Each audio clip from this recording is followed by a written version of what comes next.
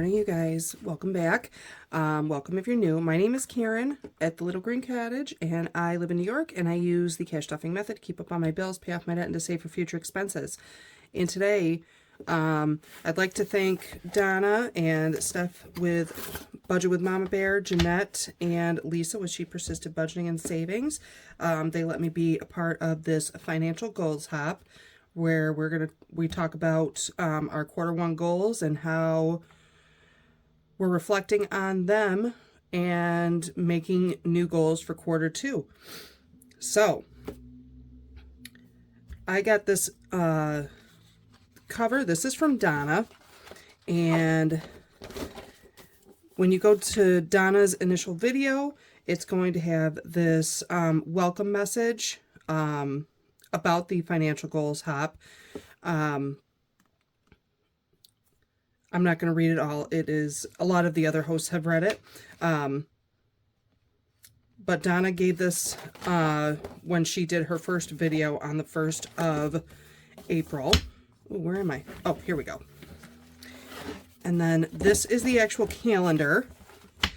So all the participants, I will go through. It was Donna Powered by Creativity, Jeanette at Jeanette's Journey, Emily with Leela Budgets, Steph with Mama Bear Budgets, and Steph with Steph's on a Budget, Jen with Jen Finally Saves, Judy with Save with Judy, On with Craft and Budget with On, Lisa with She Persisted Budgeting and Savings, Nikki with Dragonfly Saves, Valerie at the Cash Budget Retiree, Bobby at Canadian Finance Journey, Fiona with Frugality is Life, Lisa with Lisa Grateful Me, Anne-Marie with the Queen's Budget, Kim with Budgeting with Kim, Lakin at Saving the Bacon, Odette at Odette's Budgeting Life, myself, Little Green Cottage, and then the hosts are going to close out the month. So, what were some of the things? Oh, there was a whole list right here. That's okay. Okay, so down in the description, I am going to leave my page that Donna gave me to give to all of you. And she gave this whole, everybody has pages. Donna, I think, had 5 or 10, along with Jeanette's Journey, Steph with Mama Bear, Budget with Mama Bear, and Lisa over She Persisted Budgeting and Savings. And 3 of them gave a special gift. So this was my page for the journal to go through. And it says, am I committed to this journey even when it feels slow or uncomfortable? So I looked at this, and my first initial reaction was, I have no choice but to be committed. I am a single person who is the only one that makes money. I have managed my household for the last, oh my God, how long have I been a mom? 22 years. So, and I only recently started budgeting, maybe like 5, like really sit down, pen to paper. What's my income? How am I breaking it down? Where is it going? That's when I discovered cash stuffing about 5 years ago. And it's been a game changer for me. When I first started cash budgeting, I was working as an RN. I had a good position, and I was making really decent money, and saving and putting things into sinking funds and things like that was not as difficult as it is now. If you are new here, last year I was fed up with my career, and I decided I am quitting my career. I am figuring out something else to do with my life. And so I joined, I gig worked for a while, and then I joined a local trades union. And I knew with this big change, it was going to be a significant pay cut. And when I say a significant pay cut, I mean like $20 an hour pay cut. So things have moved significantly more slowly. However, I don't have a choice but to manage my bills, my car, my household, all the things that I need, all the things that the kids and the dogs need. So, like, because we all have to eat, we all have to be dressed, we all like having a roof over our heads. So, despite the change, I had to work it out. So, I have, and I think because I do the pen to paper and really work it out and really section things out, I think that has been really a significant help for me, because beyond 5 years ago, I would have started freaking out. I think that was one of the reasons I stayed at my job, was because, well, no, I actually used to like my job. I used to like being a nurse, and then just lots of changes happened, and it was no longer aligning with me, so I wanted to go do something else. So, yeah, I think that my bill maintenance is like my biggest priority, and without me doing the pen to paper, whether if I did it digitally or if I cash stuff, just actually seeing it written down and what the totals are was really significant for me. And I feel like it's self-care. I feel like if I know where my money is, it takes a lot of stress off of me, and it's good for me. So uncomfortable, I don't feel uncomfortable about it. It does feel slow, but not uncomfortable. As long as I'm saving money and there is something kind of tucked to the side in case an emergency happens, I am good with it. So yeah, I put down budgeting reduces stress for me. It helps me feel like I have a level of stability in my life. I talked about my changes have occurred on the financial journey, and that my pen to paper habit of, actually writing down numbers and understanding where my money is going has really, I think, helped me have a better understanding of how to manage my money better. So if you're coming here and you're a digital budgeter and things like that, then if it works for you, I think the whole like pen to paper thing, I know people do spreadsheets too. They do great. It's just not my thing. I like pen to paper. I'm a pen to paper girl. One of the changes that I did make this year specifically is I'm making savings mandatory. So I don't, the HOP and the Dreams Do Come True with Norella's budgets, I don't give myself an option to miss those savings opportunities. I make sure that I have that $30 a week or the $120 a month for the HOP and the $40 a month for the Dreams Do Come True. I don't give myself a choice. I make adjustments so that those can be covered. And I'm actually really impressed. If you watch any of the end of the month videos, it just keeps building, and let me see. Just can get to my monthly overviews here. So I did a little bit of April. I didn't actually come in with that, but so my bills collectively total about just under around $2,300 a month. That includes all of my bills and my minimum debt payments. And here's what I expected as my income. Can you guys see it? And I don't even think I actually had income.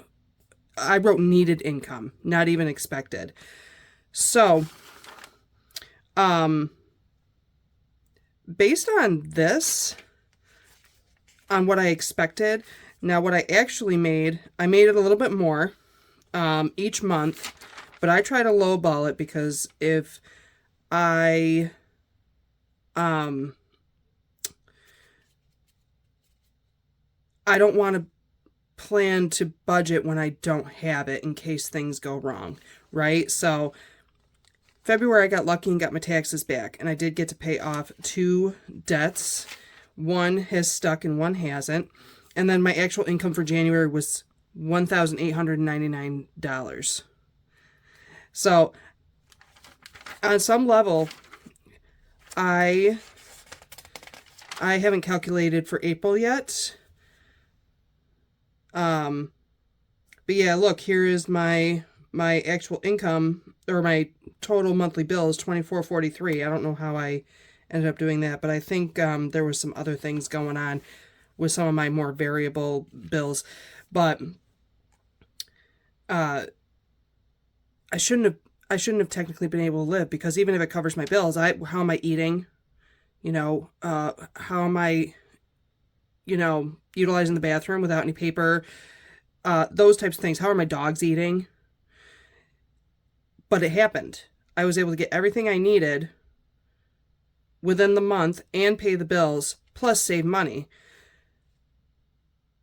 Sometimes I feel like I don't know how I did that. I think in January I ended up emptying out some of my, or depleting some of my like emergency funds and things like that, because that's what I needed. But yeah, I'm just impressed with myself. I want to give myself a good pat on the back. But I am happy that, because before what I was doing was whatever was left over after my fixed and variable expenses were covered, the way I like them covered for the week, that's when I figured out how much I was saving. But now I think I get through like some of my fixed ones, but right away the savings are the first thing I write down, because I know I'm not skipping it. And so I budget around what I already plan to save. So, and I was just thinking about something else that I was going to show you, and I don't remember, but that's okay. So, yeah, that was a big change for me. And even though, it is a significant change for me, I adjusted. Oh, I remember what I was going to tell you. So on like my monthlies, I write down all my monthly bills, and don't mind April, because I haven't crossed out, everything off yet. But I like to highlight the bills that are paid.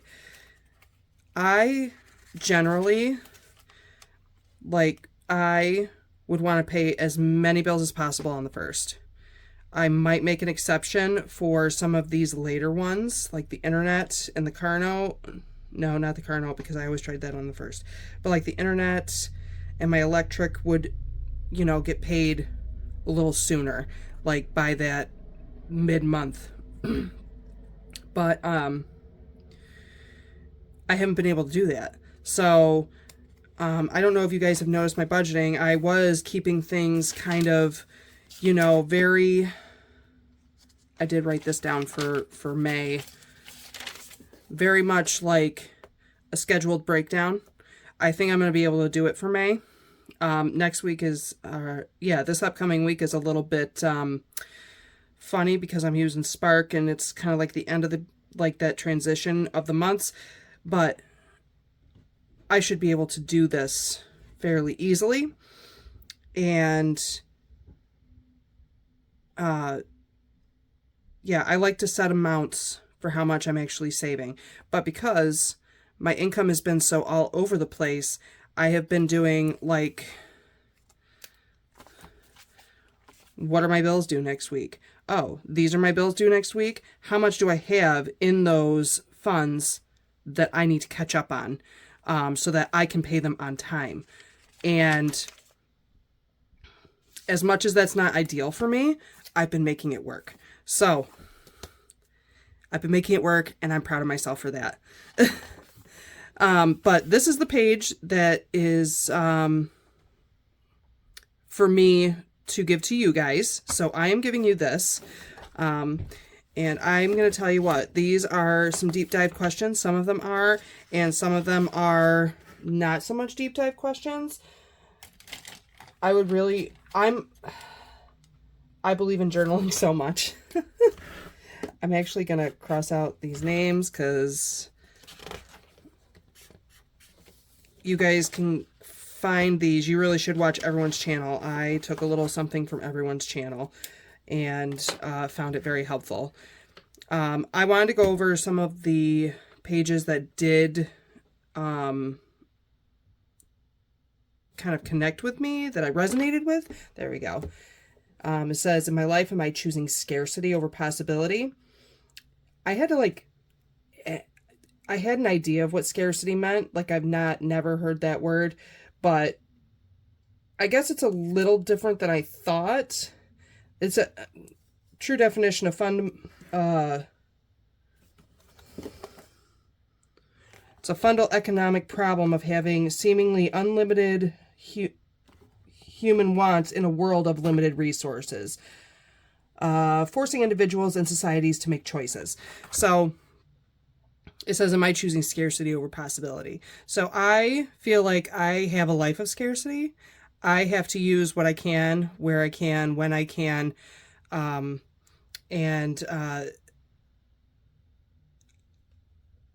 I don't try to live above my means. You know what I mean? I have ideas of what I want to do now and in the future, but I know I need to save money, conserve energy, those types of things. But it's not like I can't see the possibility. I'm not going to be over here Debbie Downing it like, oh man, I don't have time, I don't have energy, I don't have this, I don't have that. One day I will. It just needs to align at the right time, right? So one of my very long-term goals is I want to fix up my house to be the house that I want to live in. I want you to walk into my house and think that, man, the good witch lives here, and your garden looks like a fairy tale. That is like in my vision, but I know it's going to take a long time to do that, and it's going to take a lot of work and effort. So it's not that I have a scarce mindset about it, because I see the possibility of it. I can like literally close my eyes and see it in my brain what I want. So the possibility is definitely there. Also, more home cooking. That's I just get lazy, really and honestly. And if I eat out, it's because I'm being lazy about making my lunch or not wanting to cook dinner. So there's always possibility. And I think with on a financial front, the possibility of me saving money has become more significantly clear than it has before, because I mandate my savings now instead of just waiting till all of my other funds are funded before I save, if that makes any sense. Yeah, I truly believe that everything happens in its own time. And I feel like I live scarcely, but do not put off, the possibility of things happening, because anything is possible. We have limited resources, but we are capable of doing so much more than what's available to us without even needing a whole lot of resources at all. So I like that one. What does financial abundance mean to me personally? So financial abundance for me is I can just live comfortably. I have a little money put away in case emergencies happen. I don't have any debt to worry about. I don't feel like I need to work all the time to save the money. And again, I want to fix up my house. I want a back deck where I can go on the back deck and just have my coffee and read a book and not have anyone bother me. Maybe I'll have some herbs hanging to dry and a nice house plant vining along. You know what I mean? But there's that's what financial abundance is to me. I'm comfortable. I don't need to have millions and billions of dollars in my bank account. I don't want to just go and, buy whatever I want. As much as that's a nice thought, I'd like to work for what I have. I don't know if that makes any sense. Are my goals clear or just ideas floating around in my head? So some are nice thoughts. I had to really sit down at the end of the quarter and try and figure out why I feel so overwhelmed. I do think I'm doing a little too much. So I needed to sit down to prioritize with myself, like, what are my goals? What am I trying to do? What needs to happen sooner than later? So I got my clearer view when before this video at the end of the quarter, at the end of March. So, do I write down my top goals? Not on this paper, I didn't, but I do have them written down. So I have a Salem trip coming up this year.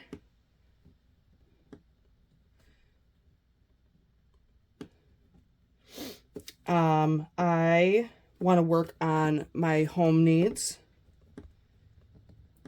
for everyday things, and then also kind of like smaller projects.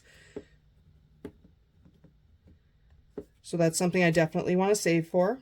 I want to make sure that I can cover things that I need or things that I like. Like I'm really into the books and the journaling right now, and I really like gardening. It is the end of April. The garden is about to be full-fledged over here. So self-care.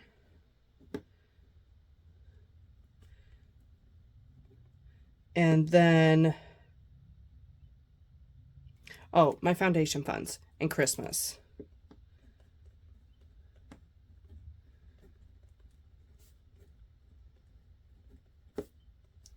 I celebrate Yule, but because my kids grew up,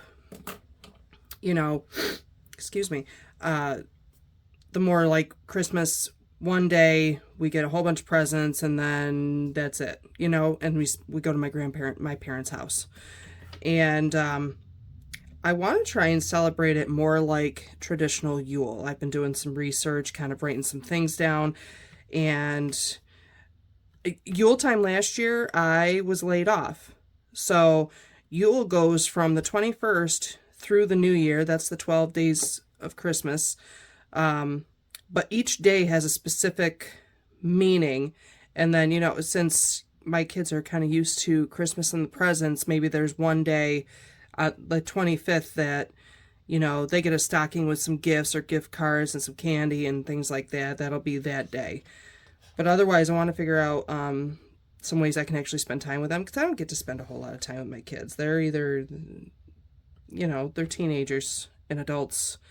They're off at school, or they want to stay in the room and not be annoyed by me. You know what I mean? So I'll get more into those. But those are my big 5 savings categories. Some are bigger than others. Hang on. Let me come back here. Some are bigger than others. So like these Salem, because it happens in October, I'm going to go a little heavier on this and on the foundation funds. These are not unimportant, but I'm not giving them as heavy a focus. Right? Does that make sense? I'll kind of go over it. Okay. Is this the last one? No, this is not the last one.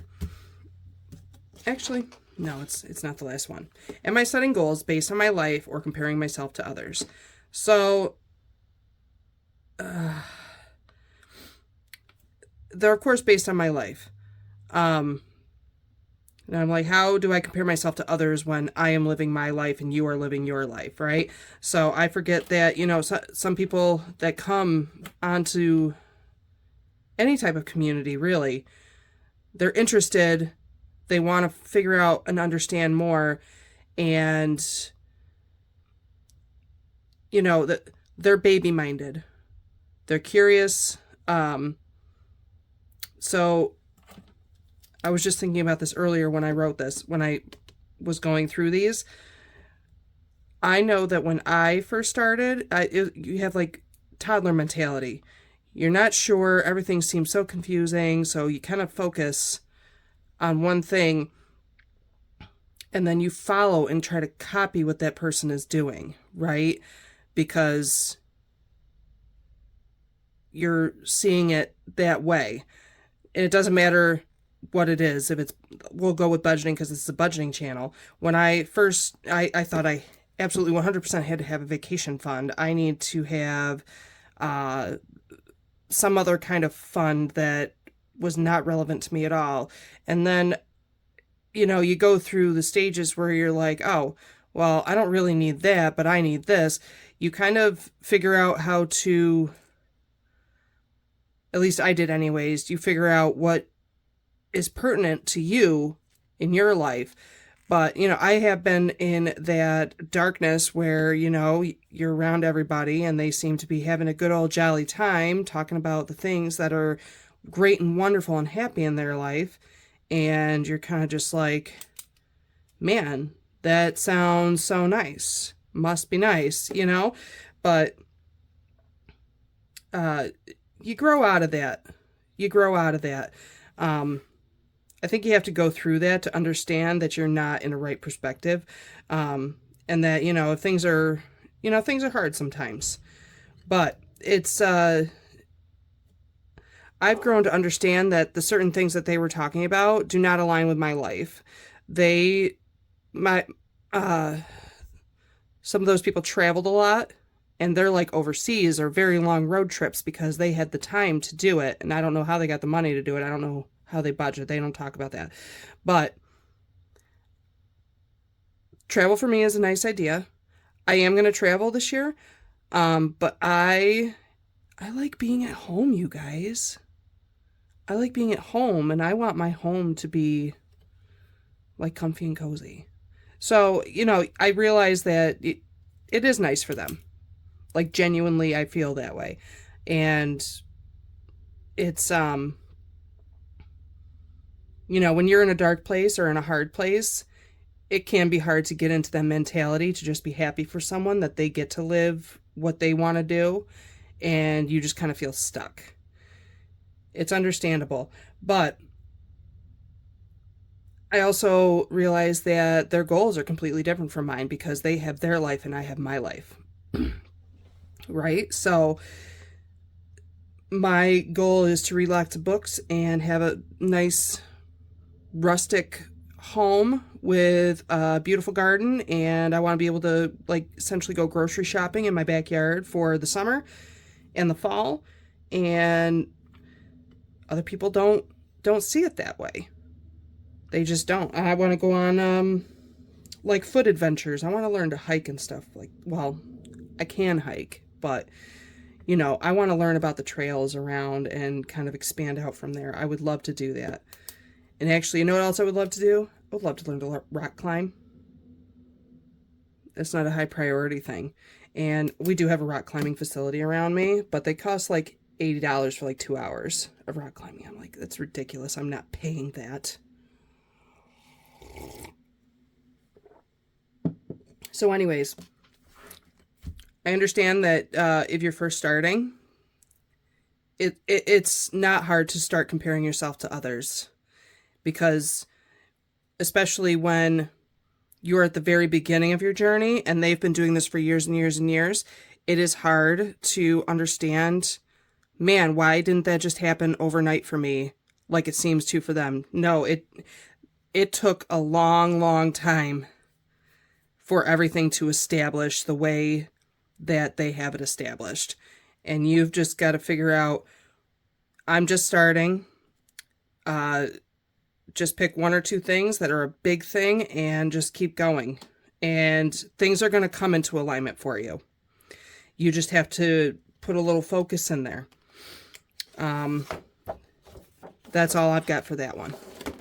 And then this is the last one. I thought I put all these away. My markers are all on my desk. What's one positive habit I've already built that I am proud of? And I did talk about this. I adjusted to a lower income and still maintain consistency in paying the bills on time. And also, I mandated that savings. I mandated the savings every week, no matter what. And I've still been able to save money, put it away, and still be able to eat and, personal things and all the things. So I was very happy about that. But really, my biggest... I say it, I think in every, video, that I cashed off to pay bills, to keep up on my bills, pay off my debt, and to save for future expenses. And that is always going to be my number one priority, is making sure that I can maintain those things. And I know my biggest goal right now is also debt payoff. I haven't been able to put forth much effort into that. I have to rework my goals in that. It's still going to be a debt payoff, but where am I? Okay. It's still going to be a debt payoff. I will not allow myself to continue to go into 2026 with the debt that I have, or in 2027 that I have in 2026. I've been talking about paying off my debt for the last 2 years and having it completely gone. And I could have done it, and I quit nursing. So now I have to readjust. And this is a Sterling Ink notebook. She puts the quarterlies here. So in January, let me see if I wrote these things. I do have the goals sheet. No, that's not it. In the beginning of this book, quarterly financial goals. Okay, so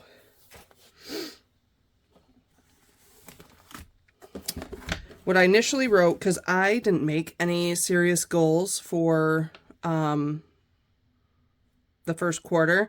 I knew I had an idea of what I wanted to do, but I didn't really sit them down. So I told myself the beginning of this year, I will not have any debt. I will not have consumer debt. My credit cards will be paid off. My student loans will be paid off. Any other incoming debt that I have been kind of putting off will be paid. And I believe that I can do that. I just need to focus. I depleted my emergency funds, like my foundation funds, because I was unemployed from December 19th to January 19th.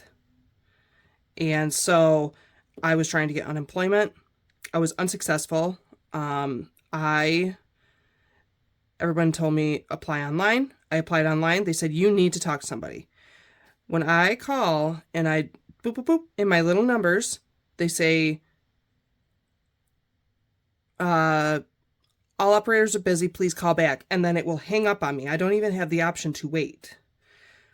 2 minutes every single time I called. 2 minutes of my life is wasted. That's how I view it. I'm sorry. I'm sorry if you disagree, but that's 2 minutes of my life wasted. Times 80. Times 80. I did this for 2 weeks. That is 160 minutes of my life wasted and not getting anywhere. And I said, I do not have time and patience for this. I have other options and I'm going out. So I ended up going to do Spark. And then I ended up taking some classes at my union hall, and one of the teachers lined me up with a job. So, and then I only worked with that foreman for a week, and she gave me a lot of really good advice about how to get what you need from as far as like getting a job, who to talk to about unemployment, on lots of things. So she gave me a lot of advice, and I followed it, and I've been working ever since. So that is good. So I gained my employment. I kept up with my bills and developed. So this is also the first year I am not stuffing my sinking funds. I'm only stuffing my sinking funds with money that I have been able to save. So I have done that. The only downfall to this was, how am I choosing where am I putting my money? That was probably the biggest struggle for me, because it kind of just went here, there, and everywhere, and nowhere specific, right? So in January, I wrote down rebuild foundation funds. And if you don't know what my foundation funds are, that is like my emergency squirrel fund. That is my car maintenance. That is my home maintenance. That's my medical, dog emergency, vet. And I just put my like regular dog and kids envelopes in there, as well as their school stuff. I put all those in my foundation funds, because those are my things to stand on. I need my house. I need my car. I really should have money put away in case there's an emergency. I should have money for medical needs. I have a terrible story about the emergency room visit with my dog. I'm not going to go into it because this video is already long enough, I think. But I want to have, and then they also need their vet care, things like that. So those are my foundations to stand on. Those are my stability funds. So that's why they're my foundation funds. And then I got back on routine with income, and I started doing my gig work again because unemployment is unreal. Okay, that's enough of that. So for February, what did I put in here? I got lost trying to figure out where money is coming from when there is not enough coming in. Has really started throwing me off. So I wrote that note to myself. So I was able to maintain my employment. I kept up with my bills. I did pay off 2 of my debts with my taxes. But did I maintain that? No. Maintained savings despite lower income, and I did that. So I did get my tax return. My debt, after paying off my Capital One and my BS debt that I am not going to talk about ever again, was $9,922.12. So that is my student loans, and I also have a medical bill for my daughter that I have been ignoring, but they haven't sent it to collection, so I'm going to figure that out soon because I don't want that to sit there either, and it's really not crazy.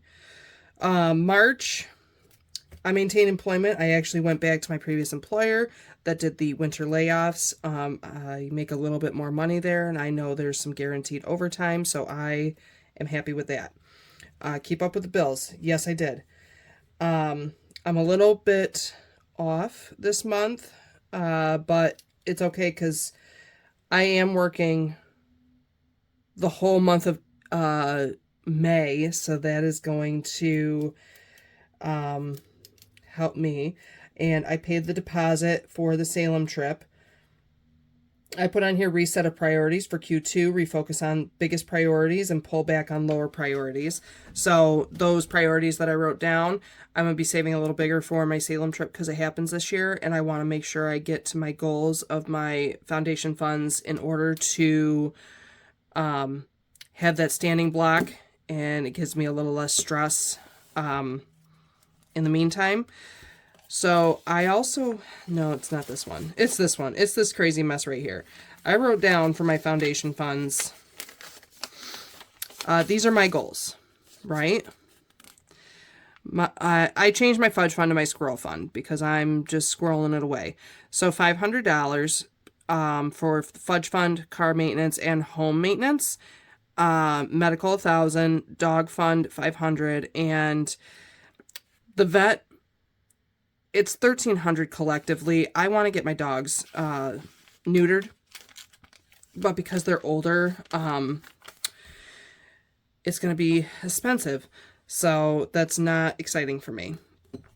And the other thing I did, I had to actually go back and forth between my weeks, but I did keep up with tracking what I spend on more impulsively, which is eating out, books, journal and journal accessories, and I am a smoker.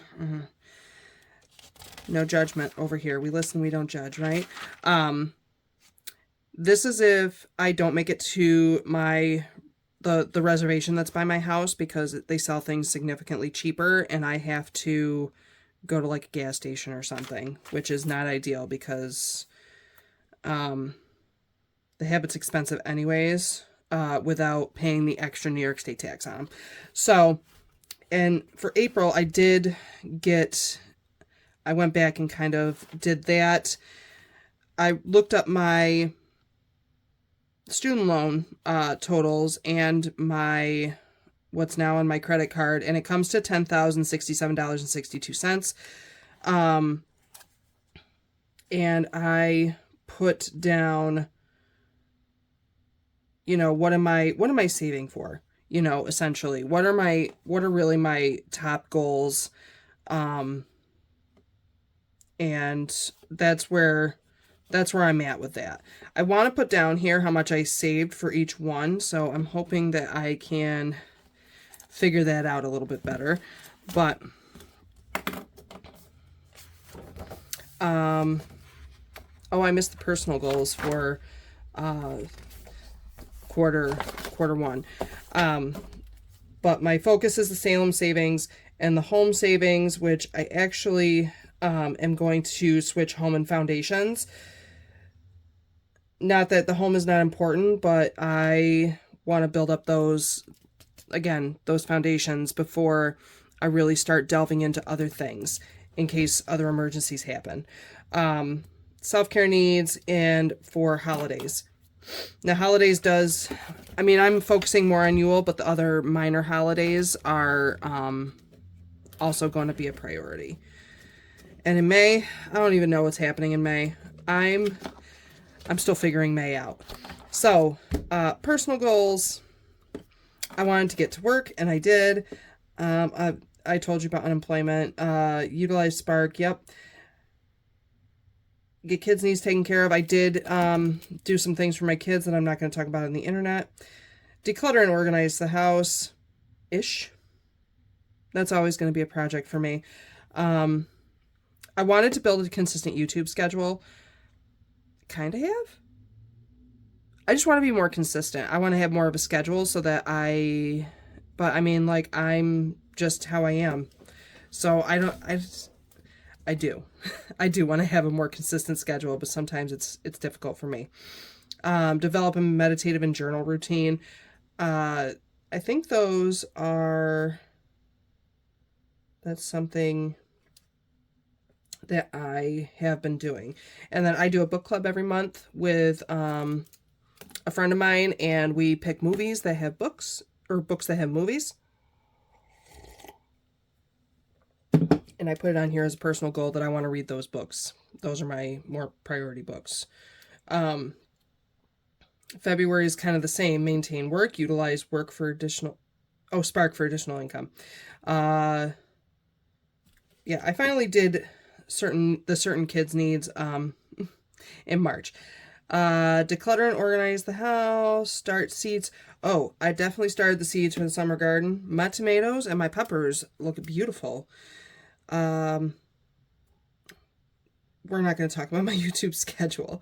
Maintain an affirmation and gratitude journal routine, which I have done, but it's not up here. It's downstairs. Book club. I can't remember what we read for February. I can't remember. But I read The Red Tent, and that ended up being something that we ended up watching. So I maintained a work schedule for March, utilized some Spark. I got the kids' needs taken care of. Book club was White Oleander and the Celestine Prophecy. I didn't finish this one, but I definitely finished that one. That was a really good book, and it's a really good movie. Declutter and organize house. Start seeds for the spring garden. Oh, I did some of that. I got some brassicas in.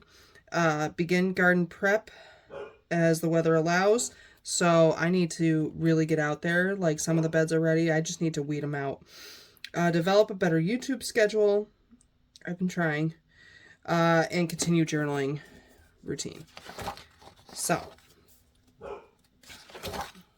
And then as far as April, I wanted to get the kids driving lessons, which I have not done.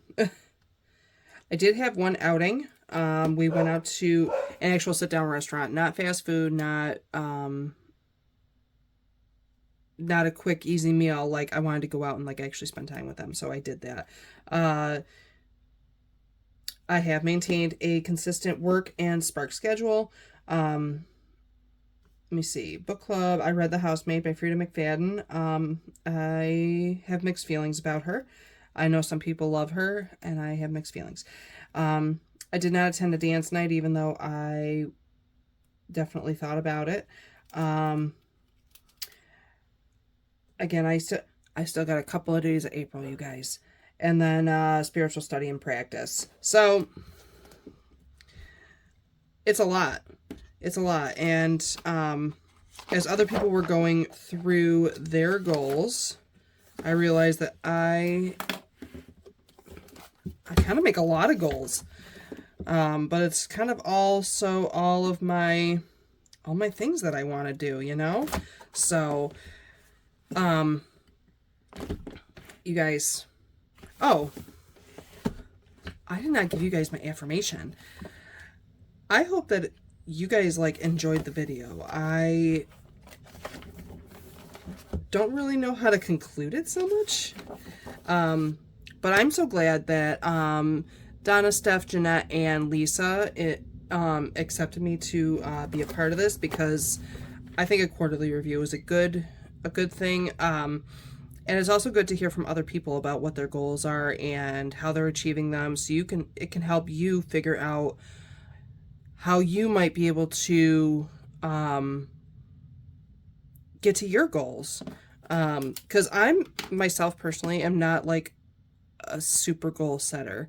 I might have something that I want to do, but I don't take a lot of action steps to really get to getting. You know what I mean? I know there are certain things like, I think that's because I don't know how to prioritize the best, but you know, some things are hard because they don't always have a time specific thing, like all of my home needs. They don't have a time specific thing. It's just I can do it when I can do it. But the Salem trip is going to be in October, and I need to save all the money for that sooner than later, you know? Same thing with some of the bills. Like my car insurance comes out in June, and I'm definitely not prepared for that. I have not been doing very well saving for that. I want my debt done by the end of this year. I can do it. I need to focus though. I need to focus. So that is how and you know, it makes me feel not as shamed or guilty. I'm not sure if those are the right words, but I've seen some of the other hoppers who say I'm not a big goal setter. And so it kind of is like a relief to know that I'm not the only one who has difficulty with this, or that I have not made goal setting a priority in my life.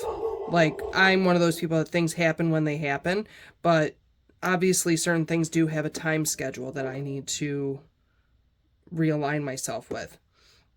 Which brings us into the Village Speaks. Everyone has given an affirmation, and I want to give you my affirmation.